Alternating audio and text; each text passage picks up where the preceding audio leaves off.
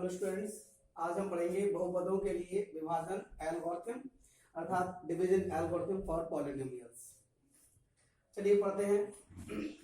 माना px और gx दो बहुपद है। ये दो बहुपद है जो कि x में है और x का मतलब क्या चर है। चर x में दो बहुपद है px और gx।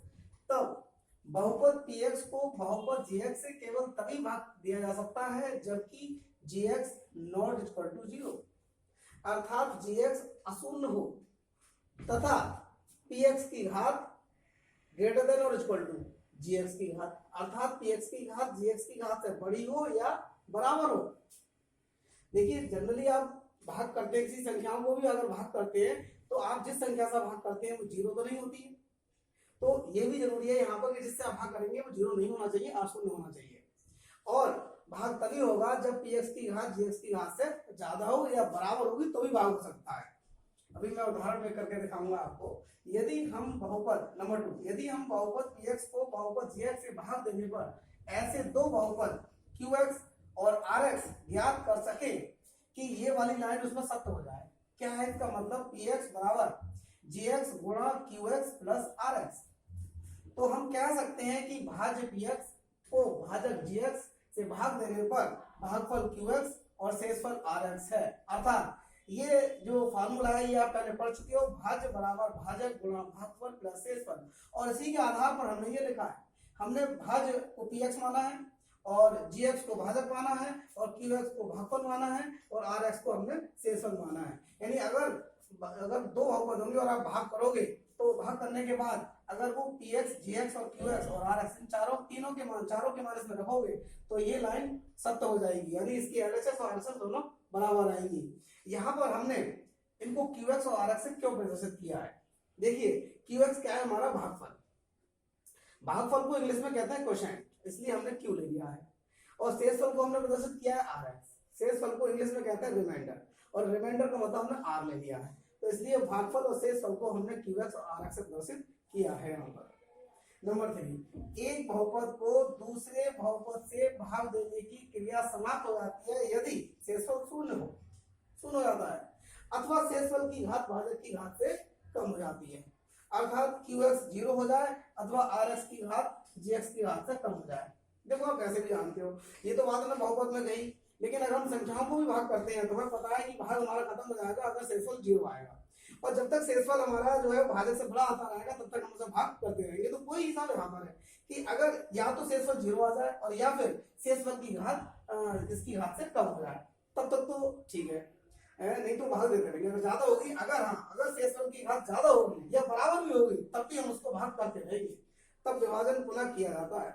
मतलब हम भाग तब तक करेंगे जब तक शेषफल की घात भाजक की घात से या तो कम आ जाए और या फिर शेषफल शून्य आ जाए। ये हम जनरल अपनी संख्याओं में भी करते हैं, वही रूल यहाँ पे भी लगा हुआ है बहुपदों में भी।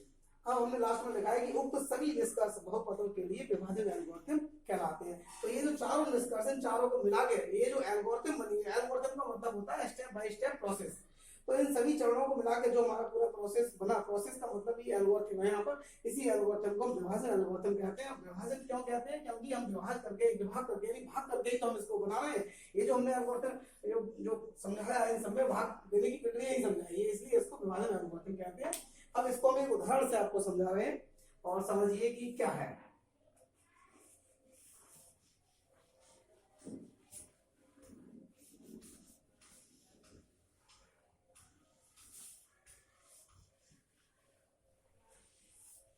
देखिए अब एक आपको उदाहरण से समझिए। एक उदाहरण में लिख रहा हूं कि बहुपद 2x square plus 3x 2x square plus 3x plus 1 को x प्लस 2 से भाग दीजिए।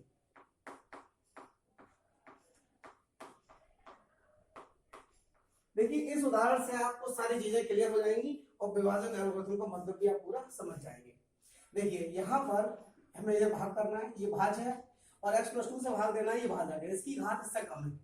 या ऐसा कह दो कि ये जो हमारा भाज्य है इसकी घात इससे ज्यादा है, तभी भाग होगा। चलिए भाग करते हैं।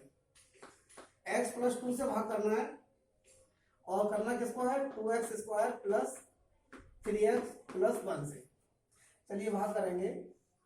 तो इसमें सबसे अच्छा भाग करने का रूल ये है कि हम इसमें ऐसी संख्या से गुणा करें, ऐसी चीज से गुणा करें कि हमारा सबसे पहला पद आता 2x स्क्वायर बन जाए। तो हम इसमें ऐसा करते हैं 2x से गुणा करते हैं, 2x से गुणा करेंगे तो यहाँ 2x स्क्वायर बन जाएगा। 2x की गुणा x से करेंगे पहले तब तो हो जाएगा 2x स्क्वायर, और 2x की गुणा 2 से करेंगे तो हो जाएगा 4x। अब घटाते हैं तो चिन्ह बदल जाते हैं, ये कट जाएगा, 3x में से 4x घटाएंगे तो क्या आएगा माइनस का x। अगला ये लिख लेंगे +1। अब माइनस का x लाने के लिए हम किससे गुणा करें कि माइनस x आ जाए, तो इसमें हम करेंगे -1 से गुणा। -1 से गुणा करेंगे तो माइनस x आ जाएगा और यहाँ पर हो जाएगा -2।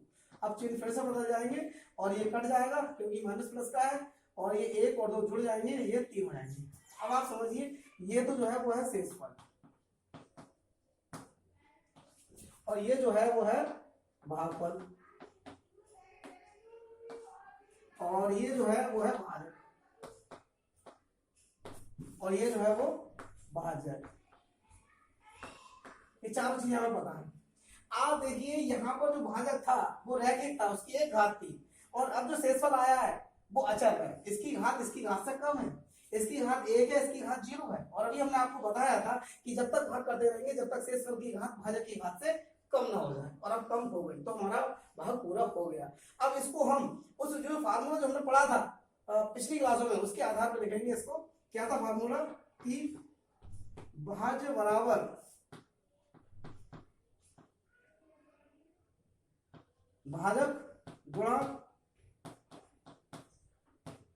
भागफल प्लस शेषफल। तो इस फार्मूले को अभी वेरीफाई करके दिखाते हैं। भाज्य हमारा कितना है 2x square plus 3x plus 1, और भाजक कितना है हमारा x प्लस 2, और भागफल कितना है हमारा 2x माइनस 1, और शेषफल कितना है 3।